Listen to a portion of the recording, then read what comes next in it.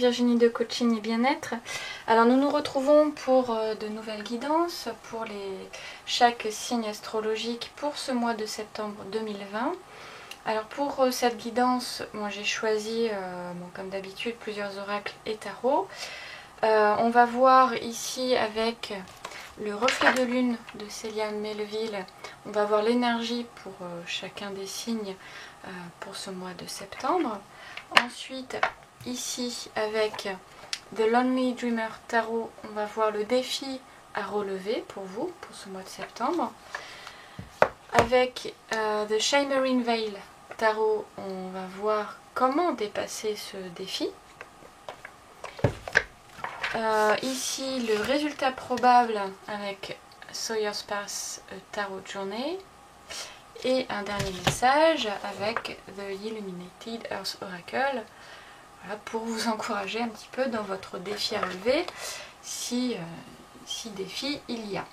Voilà, donc nous nous retrouvons tout de suite pour les lectures. Alors, pour vous les Sagittaires, quelle va être l'énergie pour le mois de septembre 2020? Donc on a le balai, le cercueil et on a l'enfant. Voilà pour le reflet de lune. Alors l'énergie. Alors l'énergie, vue comme ça, on peut supposer que vous allez mettre fin à quelque chose. Avec le balai et le cercueil, ça peut vouloir représenter mettre fin à une situation, mettre fin à une relation, mettre fin à des problèmes, pour essayer de repartir sur de nouvelles bases avec l'enfant. On peut voir qu'effectivement ça peut être quelque chose de naissant, une renaissance, quelque chose, un renouveau. Donc on a vraiment la fin et le début. La fin d'un cycle, le début d'un autre. Donc quelque chose quand même qui est assez positif. On va voir avec les autres cartes ce que ça peut nous dire comme défi à relever pour ce mois de septembre. En tout cas, voilà, c'est vraiment une énergie où vous allez mettre un terme. Voilà, vous allez balayer devant votre porte, vous allez balayer voilà, tout ce qui s'est accumulé. Voilà, ou peut-être aussi, ça peut être aussi un départ, un nouveau départ, un changement, peut-être un départ aussi où aussi on peut le voir comme un ressourcement. Revenir un petit peu vers son passé, vers son enfance, peut-être comment dire,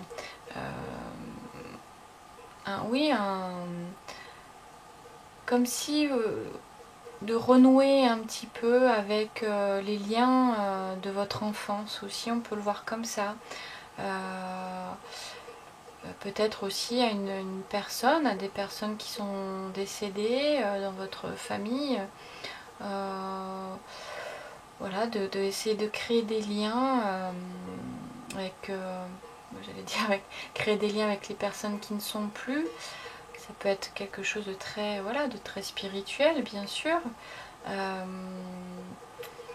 Renouer peut-être, oui, avec le passé, avec votre enfance, avec votre enfant intérieur. Pour peut-être vous en libérer aussi de certaines choses du passé.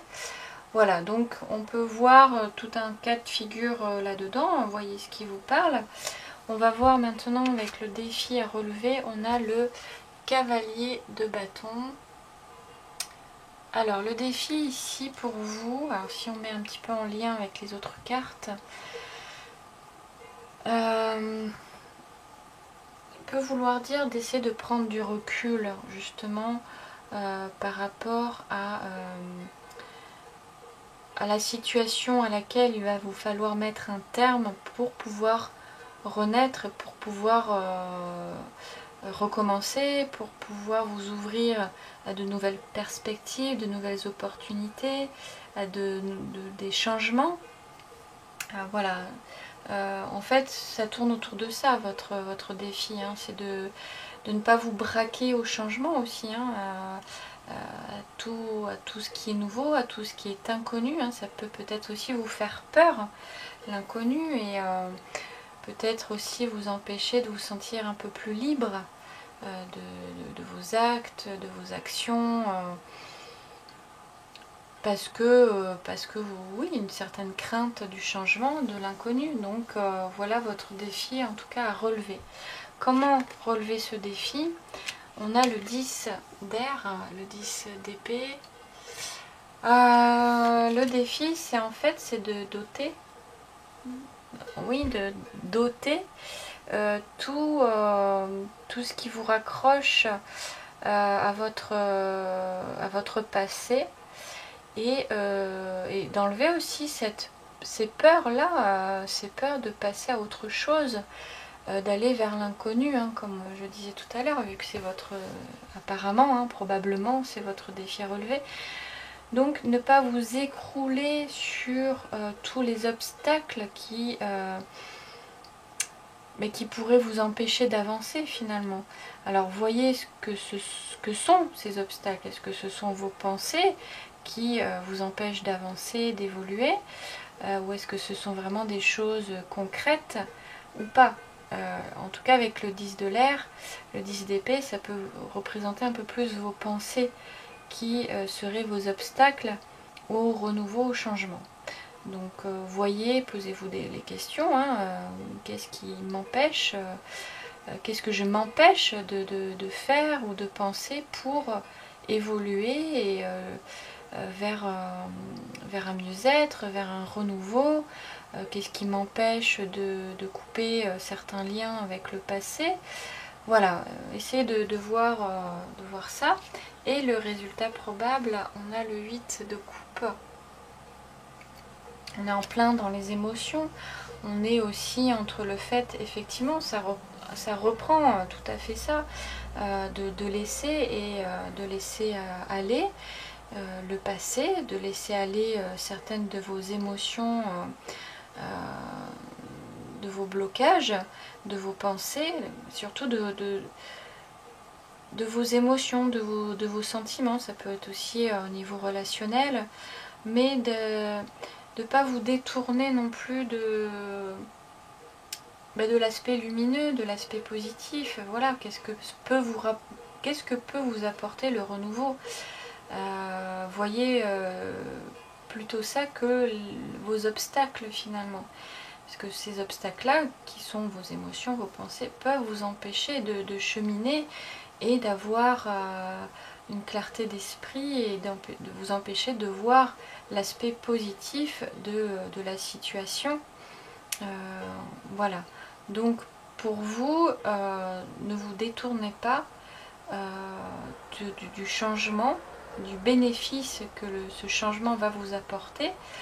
Et pour ça, oui, effectivement, voilà, le résultat en fait dépendra de vous, hein, de ce que vous êtes prêt à voir ou non. Si vous restez bloqué sur vos pensées, ou si vous préférez regarder l'après, même si l'inconnu peut faire peur, essayez de voir les pensées créer les résultats. Donc peut-être essayer de remanier un peu vos pensées afin de diriger vos émotions et de diriger vos actions pour créer un résultat bénéfique, un résultat positif pour vous. Voilà, et pour vraiment laisser le passé derrière vous, et voilà, ne vous braquez pas. Alors le dernier message, on a la balance. Donc on a, voilà, encore l'équilibre quelque part, c'est de trouver un juste équilibre. Je vais vous lire ce qui est écrit dans le livret. Alors, il y a un état d'équilibre en jeu dans l'univers. Cette symétrie dépasse souvent notre perception, mais rassurez-vous, il existe un ordre cosmique parfait dans lequel aucune échelle n'est basculée et tout est comme il se doit. Avec intention, équilibrez les parties de votre vie qui ne sont pas centrées. Donc oui, recentrez-vous et voyez ce qui est positif et ce qui est négatif pour vous. Et essayez, oui, de... Tout n'est pas noir et tout n'est pas blanc. Donc essayez de vous recentrer et de voir le juste milieu. Voilà, et tout n'est pas... ouais, j'allais dire, ne sombrez pas que dans le passé. Ne voyez pas que le passé, ne voyez pas qu'à travers le passé. Essayez, voilà, le passé est passé. Il vous sert, voilà, ce sont vos bases, vos constructions, votre conditionnement. Mais voyez aussi l'après, enfin le présent. D'abord agissez dans le présent pour ensuite créer votre avenir et les résultats. Donc voilà, ce qui vous est suggéré là aujourd'hui, c'est de revoir un petit peu vos conditions, hein, votre vie présente, actuelle, pour pouvoir voir, enfin, créer ce que vous voulez voir dans votre vie, dans le moment présent et dans votre avenir. Voilà, donc vraiment, tournez-vous vers votre avenir dans le moment présent, enfin voilà, je ne vais pas me répéter, mais essayez de voir l'aspect positif. Voilà, remaniez vos pensées pour créer les résultats que vous voulez voir et vivre. Voilà pour vous les Sagittaires. Donc écoutez, si cette lecture vous a parlé, n'hésitez pas à liker, à commenter, à partager et puis à vous abonner à ma chaîne. Et puis on se retrouve pour une prochaine guidance. À bientôt.